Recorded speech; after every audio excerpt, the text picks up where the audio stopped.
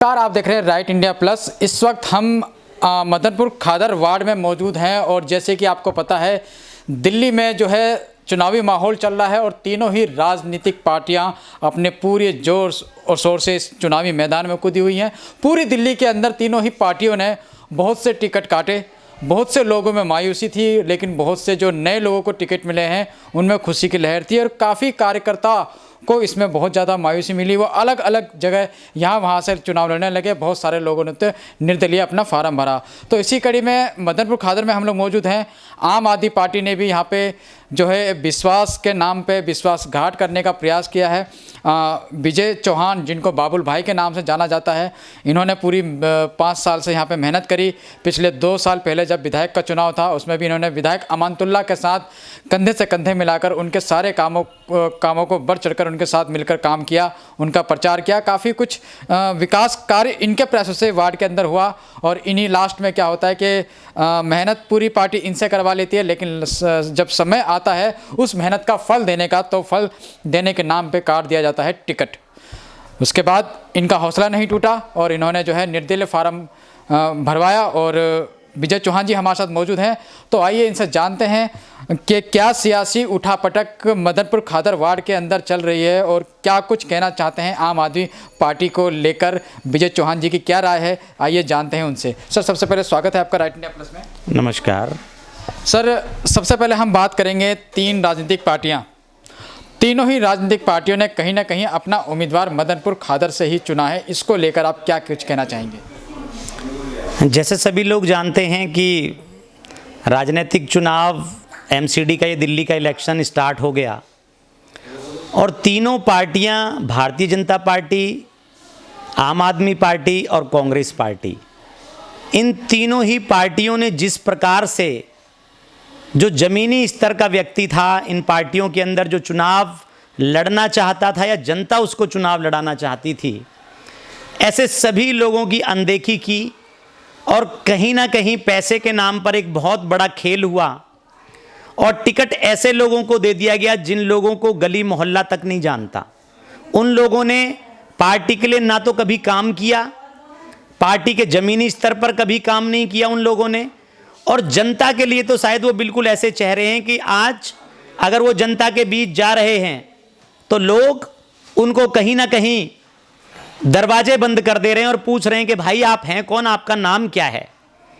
जमीनी नेताओं की, जो जमीनी कार्यकर्ताओं की जो अनदेखी की है और बड़े बड़े पैसों को लेकर जो टिकटों की अदला बदली का जो खेल चालू हुआ, उसके अंदर ये सारी पार्टियां रहीं। सबसे पहले भारतीय जनता पार्टी के विषय में बता दूं कि भारतीय जनता पार्टी ने यह कहा था कि हम जीते हुए निगम पार्षद को टिकट नहीं देंगे, हम परिवारवाद नहीं चलाएंगे, हम परिवारवाद वाले को टिकट नहीं देंगे। आज आप मेरे वार्ड में देख लीजिए, मदनपुर खादर वार्ड 86 के अंदर 3 बार का जो निगम पार्षद है वही फिर से चुनाव लड़ रहा है। कभी उसको टिकट देते हैं, कभी उसके परिवार में उसके भैया को टिकट देते हैं, भैया बेटा भतीजा, ये पार्टी यही देख रही है। लोगों ने आशाएं लगाई कि कहीं ना कहीं आम आदमी पार्टी इसमें बेहतर करके जाएगी। आम आदमी पार्टी ने आज आप पूरी दिल्ली के जो 250 टिकट हुए हैं एमसीडी के पार्षद के, आप उठा के देख लीजिए, उसके अंदर जो जमीनी स्तर का कार्यकर्ता था, जो कार्यकर्ता मेहनत कर रहा था, जिस कार्यकर्ता के लिए आस लगाए बैठी थी जनता कि इस कार्यकर्ता का टिकट जरूर मिलेगा, चाहे किसी को मिले ना मिले, पर ये एक 60 गांस कहीं ना कहीं भारतीय जनता पार्टी और आम आदमी के बीच हुई। आप इसका सर्वे कीजिए, आप इसको देखना कि जहां जहां भारतीय जनता पार्टी का कैंडिडेट मजबूत कैंडिडेट है, वहां पर आम आदमी ने बिल्कुल ही छोटा 2म दर्जे का वहां पर अपना कैंडिडेट दिया है, जिससे कि वो चुनाव खेलने से पहले ही, चुनाव होने से पहले वो हार जाए। कांग्रेस का मैंने देखा, मैं पूरी दिल्ली का तो नहीं बता सकता, पर अपने वार्ड में हूं, मदनपुर खादर वार्ड के अंदर, इसका मैं बता सकता हूं कि कांग्रेस के अंदर पिछली बार रघुराज सिंह की वाइफ चुनाव लड़ी थी और आज देखिए कि कांग्रेस ने भी अनदेखी करते हुए उनके भाई को, वो भी पैरासूट से उतरे हैं, उनको लाकर कांग्रेस से टिकट दे दिया। तो कांग्रेस के भी मेरे बहुत सारे साथी ऐसे थे, युवा साथी ऐसे थे जो मेहनत कर रहे थे। पार्टी को यह सोचना पड़ेगा, इन तीनों पार्टियों को यह सोचना पड़ेगा कि युवाओं को मौका कब दोगे, कब इस परिवारवाद की राजनीति से आप हटोगे, कभी ये जो पैसा आप लोग, जो पैसे के नाम पर टिकट की धांधलेबाजी होती है, और जो जमीनी कार्यकर्ता होता है, जो 5 साल 10 साल मेहनत करता है, गलियों में जाता है, लोगों से जुड़ता है, हुजूम को जोड़ता है, इसका नंबर कब आएगा? इसका खमियाजा आप देखेंगे इस चुनाव के अंदर एमसीडी में बहुत बड़ी संख्या के अंदर ये तीनों ही पार्टियां भुगतने जा रही हैं। तो काफ़ी गंभीर आरोप इन्होंने लगाए हैं। हालांकि पूरी दिल्ली के अंदर कहीं ना कहीं आम आदमी पार्टी का जो टिकट बंटवारे को लेकर काफ़ी विरोध है।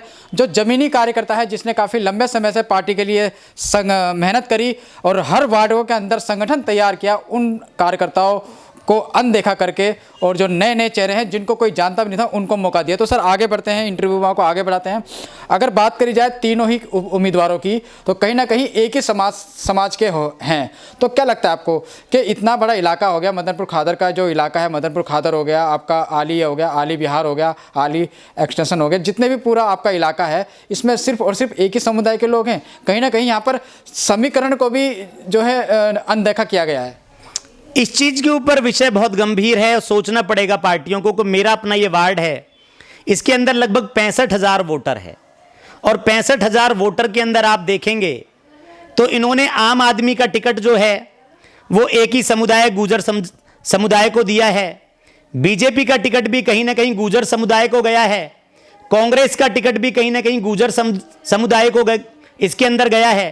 पर आप देखेंगे अगर परसेंटेज के हिसाब से आप मुझे पूछते हैं तो 20% लगभग 13,000 वोट जो है इस कम्युनिटी का है। बाकी जो और हैं वो बाहर से आए हुए प्रवासी लोग हैं, पूर्वांचल के लोग हैं, उत्तरांचल के लोग हैं, बंगाल के लोग हैं, उड़ीसा के लोग हैं, उत्तर प्रदेश की पूरी बेल्ट है, इसके साथ लगभग ऐसे 80% लोग यहां पर रहते हैं। पर हमने ये देखा कि हमारे इस वार्ड के अंदर पूर्वांचल की कभी नहीं सुनी जाती, कोई पार्टी नहीं देखती। बातें तो पूर्वांचल के नाम पे बहुत करते हैं, छठ पूजा के आयोजन इतने बड़े, और उसमें कहीं ना कहीं हुजूम देखते हैं कि वाकई यार पूर्वांचल बहुत बड़ा कहीं ना कहीं इस चीज को क्रिएट करता है। पर जब टिकटों का कहीं ना कहीं समीकरण आता है, टिकट देने की बात आती है, तो आज तक का यह इतिहास है इस वार्ड का कि कभी भी किसी बाहर के व्यक्ति को आकर यहां किसी पूर्वांचल को या किसी और कम्युनिटी का कोई भी आदमी उसको टिकट नहीं दिया गया कभी। और यह कहीं ना कहीं जनता इस बात को समझ रही है, जनता इस बात से खिन्न है, जनता इस बात से बहुत दुखी है कि अगर आप तीनों पार्टियों के टिकट एक गांव की तरफ ही लेकर चले जाएंगे तो यह सोचने का विषय है, गंभीर विषय है कि बाकी और जो क्षेत्र है उस क्षेत्र के अंदर जो लोग मेहनत कर रहे हैं, जो पार्टी के जमीनी स्तर के ऊपर मेहनत करते हैं लोग, जो कार्यकर्ता हैं, जो समुदाय, बाकी और समुदाय हैं, ये सारे लोग कहां जाएंगे? ये एक बहुत गंभीर विषय है और इसके ऊपर हर पार्टी को सोचना पड़ेगा।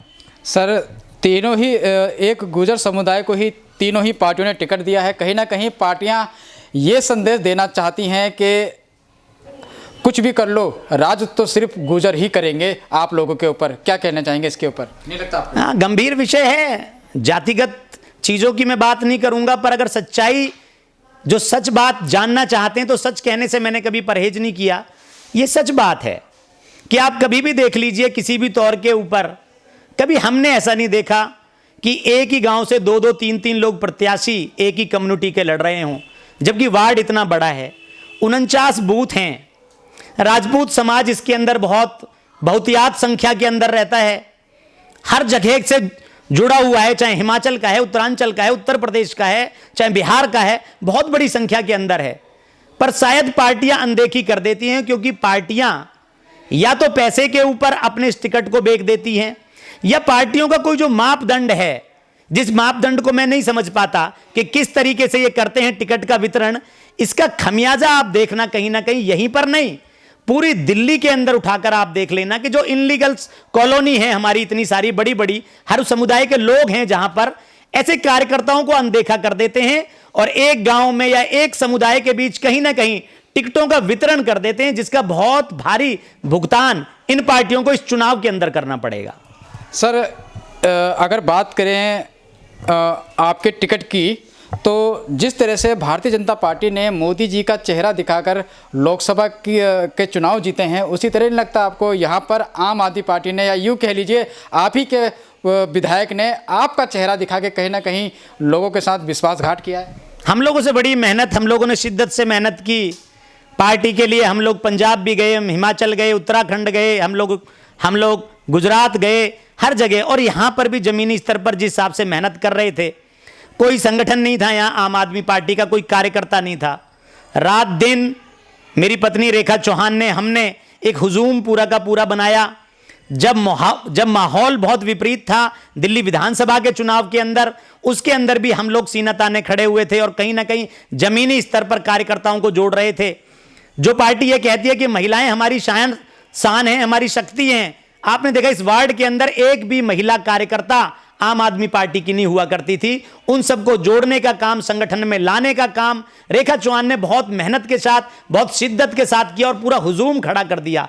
पर मुझे यह समझ नहीं आया कि टिकट वितरण के दौरान क्या विधायक की आंखें बंद हो गई, क्या आम आदमी पार्टी के जो शीर्ष नेतृत्व है उनकी आंखें बंद हो गई? उनको ये चीज समझ क्यों नहीं आई कि आखिर ये सीट, जिस सीट को बनाया इन लोगों ने है, मेहनत की है इसके ऊपर, और कहीं ना कहीं हर समाज का वर्चस्व इसके ऊपर है, ऐसा जो अनदेखा किया है, ये कहीं ना कहीं इनको इस चुनाव के अंदर बहुत बड़ा नुकसान, और मैं कह दूं नुकसान नहीं, इस चीज को आम आदमी पार्टी निश्चित तौर के ऊपर लिख ले कि इस वार्ड से निर्दलीय प्रत्याशी के रूप में जो रेखा चौहान एक महिला अकेली प्रत्याशी है, निश्चित तौर के ऊपर बहुत बड़ी, बहुत ज्यादा मतों से जीतने के लिए जा रही है। और ये कहीं ना कहीं हार होगी उन पार्टियों की जो कार्यकर्ताओं की अनदेखी करते हैं। सर, अगर बात करी जाए आम आदमी पार्टी की, तो आम आदमी पार्टी के अलावा जो भी पार्टी चुनाव के मैदान में होती है या अपने उम्मीदवार उतारना होते हैं, सबसे पहले वो करवाती है सर्वे। पार्टी का एक अपना सर्वे होता है जो साइलेंट तरीके से ये लोग करते हैं।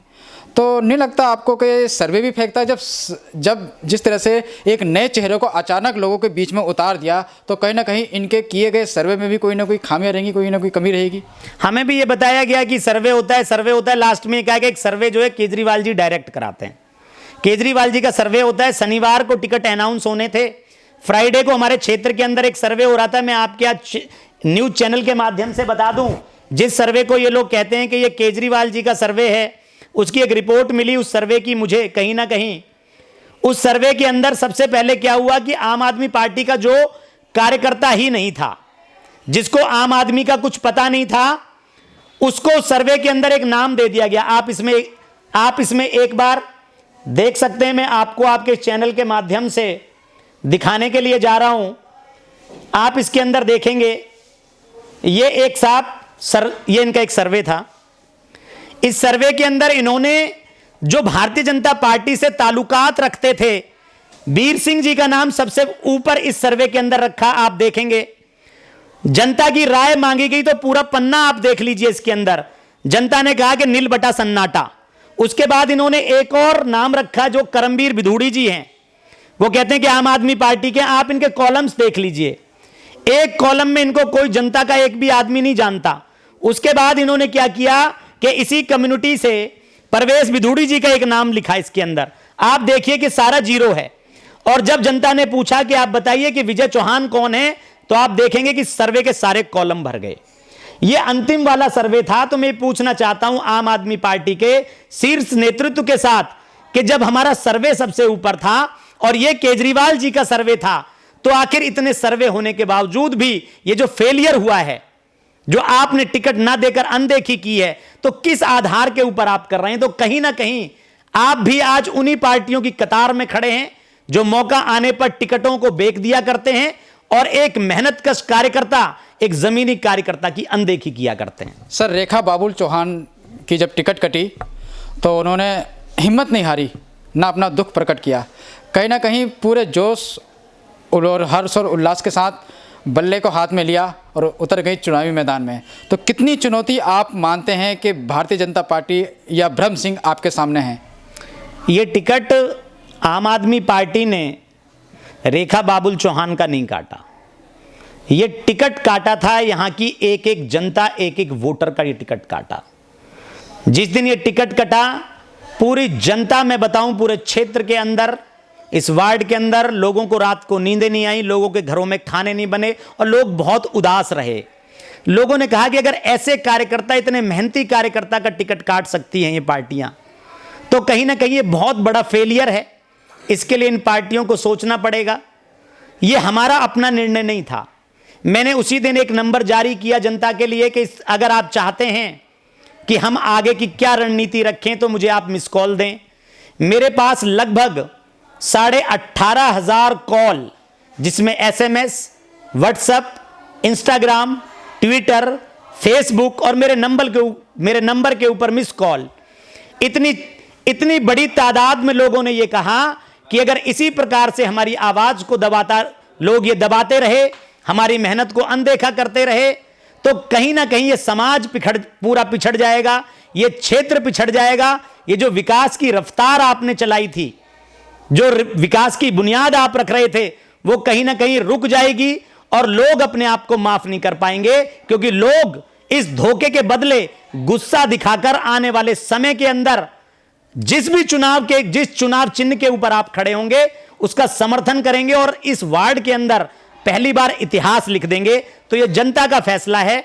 आज विजय चौहान या रेखा चौहान चुनाव नहीं लड़ रहे, मेरे वार्ड की 186 की जनता चुनाव लड़ रही है। यहां का हर गरीब, मजलूम, बच्चा, महिलाएं, बुजुर्ग सब चुनाव लड़ रहे हैं और पूरे चुनाव के अंदर मशगूल हैं, कहीं ना कहीं अपने आप को ताकत बना चुके हैं और यह रिजल्ट आने वाली 4 तारीख को वार्ड 186 देखेगा। तो ये थे वार्ड नंबर 186 मदनपुर खादर से विजय चौहान जी, जिन्होंने अपना आक्रोश पार्टी के प्रति दिखाया, बताया क्या क्या परेशानी का सामना इनको करना पड़ा, लेकिन इन्होंने हिम्मत नहीं हारी, रेखा चौहान ने हिम्मत नहीं हारी, विजय चौहान ने हिम्मत नहीं हारी और बल्ला उठाया और निकल गए चुनावी मैदान में अपना दमखम दिखाने के लिए। और हालांकि पूरी दिल्ली का ही ऐसा ही आरोप है, जैसा आरोप इन्होंने आम आदमी पार्टी के ऊपर टिकट बेचने का लगाया, ऐसा ही पूरी दिल्ली में ऐसा ही चल रहा है। अब तक आम आदमी पार्टी भारतीय जनता पार्टी के ऊपर टिकट बेचने के गंभीर आरोप लगातार हर चुनाव में लगाती आ रही थी, लेकिन अब तो आम आदमी पार्टी ने भी अपने कार्यकर्ताओं की मेहनत को दरकिनार कर दिया और अपने जो नए चेहरे हैं उनको टिकट दिया है। और ऐसा आरोप गंभीर पूरी दिल्ली के अंदर लगाया जा रहा है कि आम आदमी पार्टी ने करोड़ों रुपए में जो है आम आदमी पार्टी की टिकटें बेची हैं, तो जिसका खामियाजा कहीं ना कहीं जो ज़मीनी कार्यकर्ता है, जिसने आम आदमी पार्टी का झंडा उठाया, दरी बिछाई, बस भरी और उनके संगठन को मजबूती देने का काम किया, उसको कहीं ना कहीं दरकिनार किया गया है और जो वो अलग अलग जगह से चुनाव लड़ रहे हैं, जिसका खामियाजा आने वाले टाइम पे आम आदमी पार्टी को उठाना पड़ सकता है।